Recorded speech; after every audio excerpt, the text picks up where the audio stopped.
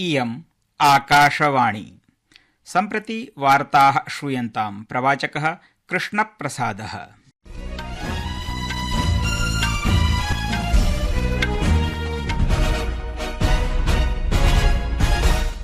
आदौ मुख्यवार्ताः। महाराष्ट्र झारखण्डयोः सम्भावित विधानसभा निर्वाचनयोः प्रसंगे राजनीतिकदलैः प्रचाराभियानानि तीव्रतया विधीयन्ते। प्रधानमन्त्री भाजपेति दलस्य च वरिष्ठनेता श्री नरेन्द्र मोदी धूले नाशिकयोः नैर्वाचनिकसभे सम्बोधितवान्। राष्ट्रपतिपदासीनया द्रौपदी मुर्मुवर्यया उक्तं यत् भ्रष्टाचारः एकः रोगः अस्ति, अयञ्च समूलतया नाशयितव्यः। विदेशमन्त्री डॉक्टर जयशंकरः भारत आसियानयोर्मध्ये सहयोगात्मकरणनीतेः महत्त्वं प्रतिपादयन् सबलम् उक्तवान् यत् अनयोः देशयोः संयोगात्मिका युतिः समकालीनानां संकटानां निरसने महत्त्वपूर्णां भूमिकां निर्वोढुं शक्नोतीति। अपि च अद्य सर्वोच्चन्यायालयेन अलीगढ़ मुस्लिम विश्वविद्यालयाय अल्पसंख्यक विश्वविद्यालयः अस्ति इति विषये 67/9/10 निर्णयः निरस्तीकृतः।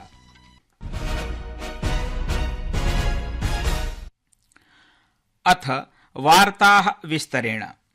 महाराष्ट्र झारखण्डयोः सम्भावितयोः विधानसभा निर्वाचनयोः प्रसंगे राजनीतिकदलैः प्रचाराभियानानि तीव्रतया विधीयन्ते।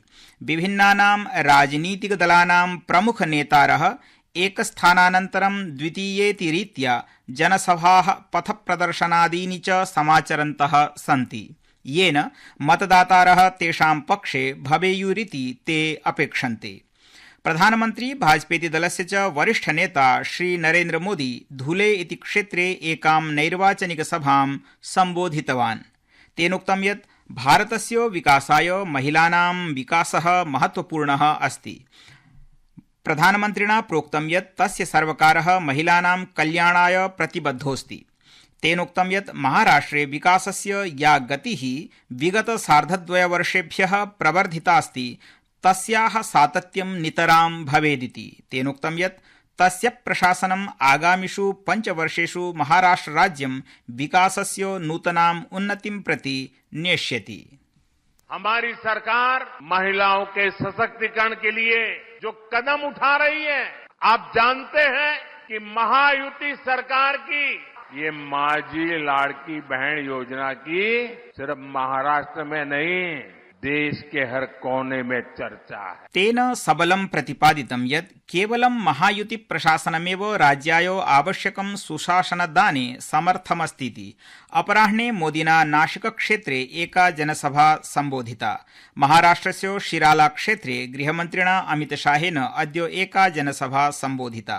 एतन्मध्ये एनसीपी एसपी इति दलस्य प्रमुखेण श्री शरद पवारेण महाविकास अघाड़ीति दलसंयुतेः प्रत्याशिनः पक्षे वर्धायां प्रचाराभियानं प्रचालितम्।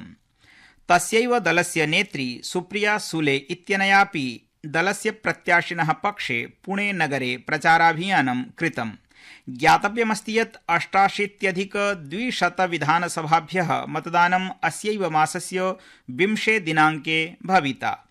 कांग्रेसदलनेत्रा राहुल गान्धिना अपि झारखण्डस्य सिमडेगा इति क्षेत्रे INDIA इत्याख्यस्य नैकदलयुतेः प्रत्याशिनः पक्षे प्रचाराभियानं प्रचालितम्। अस्मिन् उपक्रमे श्रीमता गान्धिना निगदितं यत् निर्वाचनमिदं तयोः द्वयोः दलसमूहयोर्मध्ये अस्ति, यत्र एकत्र अस्मादृशाः संविधानरक्षकाः सन्ति, तत्रैव अपरत्र च संविधानस्य समापयितारः इति। तो लड़ाई संविधान को बचाने की है। एक तरफ जो संविधान को बचा रहे हैं, दूसरे तरफ जो संविधान को खत्म करने की कोशिश कर रहे हैं। एक तरफ वो लोग जो आपको आदिवासी कहते हैं, आपकी रिस्पेक्ट करते हैं, आपका आदर करते हैं, और दूसरी तरफ वो लोग जो आपको वनवासी कहते हैं और जो भी आपका है वो छीनना चाहते। लड़ाई ये है, युद्ध ये है। प्रचाराभियानं तत्रापि रुचिकरं जायते, यत्र मध्यावधित्वेन विभिन्नेषु प्रान्तेषु 48 विधानसभाभिः सह वायनाड नान्देडयोः लोकसभा निर्वाचनमपि भवितव्यमस्ति। संस्कृतवार्तायाः संस्करणमिदम् इदानीम् आकाशवाणीतः प्रसार्यते। सममेव कार्यक्रमोऽयम् आकाशवाण्याः अन्तर्जालपटले www.newsonair.gov.in इत्यत्र अथ न्यूज ऑन एआईआर चलदूरभाषीय तन्त्रांशे अपि उपलब्धो भविष्यति।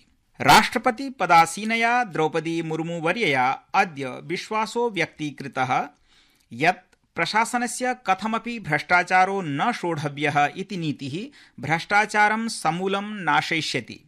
तया प्रोक्तं यत् भारतीय समाजे सत्यनिष्ठा अनुशासनञ्च जीवनस्य आदर्शौ मन्येते। राष्ट्रपतिः नवदिल्ल्यां केन्द्रीय सतर्कता आयोगस्य सतर्कता जागरूकता सप्ताहावसरे एकस्मिन् कार्यक्रमे सम्बोधयन्ती आसीत्। तयोक्तं यत् भ्रष्टाचारः एकः रोगः अस्ति, अयञ्च समूलतया नाशयितव्यः इति।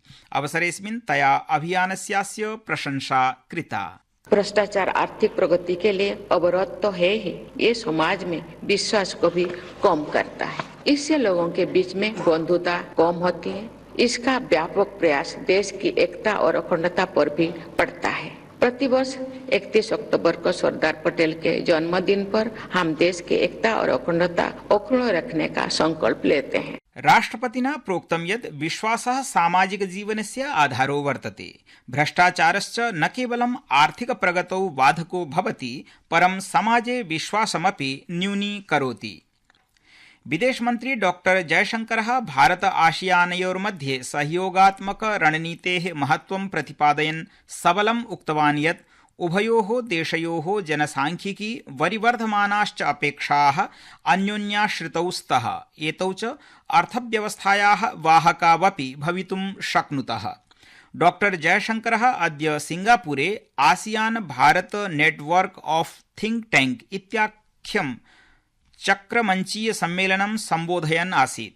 तेनोक्तं यत् अनयोः देशयोः संयोगात्मिका युतिः समकालीनानां संकटानां निरसने महत्वपूर्णां भूमिकां निर्वोढुं शक्नोति।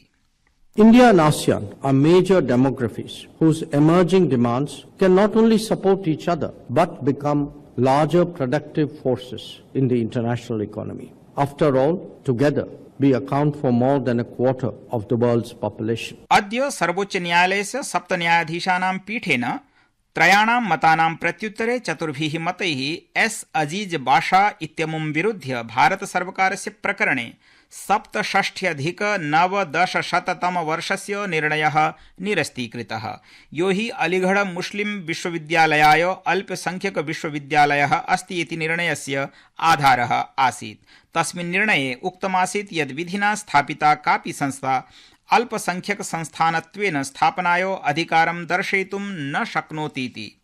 सर्वोच्च न्यायालयेन प्रोक्तं यत् कस्याः अपि संस्थायाः अल्पसंख्यक संस्थायाः स्थानं तदर्थं निरस्तं कर्तुं न शक्यते, यतोहि तस्याः स्थापना वैधानिक व्यवस्थया कृता आसीदिति। पीठेन बहुमता स्वीकृतं यत् न्यायालयेन एतत् अन्वेषणं कर्तव्यं यत् विश्वविद्यालयस्य स्थापना केन कृतः, किमर्थञ्च कृतमिति। अन्ते क्रीडावार्तासु प्रप्रथमं क्रिकेट क्रीडा। क्रिकेट क्रीडायाः 20-20 वर्गे अद्य सन्ध्यायां भारत दक्षिण अफ्रीकयोर्मध्ये चतुर्णां क्रीडानां श्रृङ्खलायाः प्रथमा क्रीडा डर्बन नगरस्य किंग्समीड इति क्षेत्रे क्रीडिष्यते। भारतीयदलस्य नायकत्वं सूर्यकुमार यादवेन क्रियते। एडम मॉर्क्रम इत्यनेन च दक्षिण अफ्रीका देशस्य क्रिकेट दलस्य नेतृत्वं क्रियते।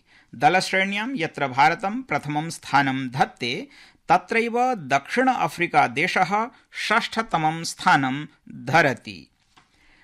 कोरिया बैडमिंटन मास्टर्स प्रतिस्पर्धायाम् एकलपुरुषवर्गे उपान्त्यचक्रे भारतस्य किरण जॉर्ज इत्यनेन स्वीयस्थानं सुनिश्चितम्।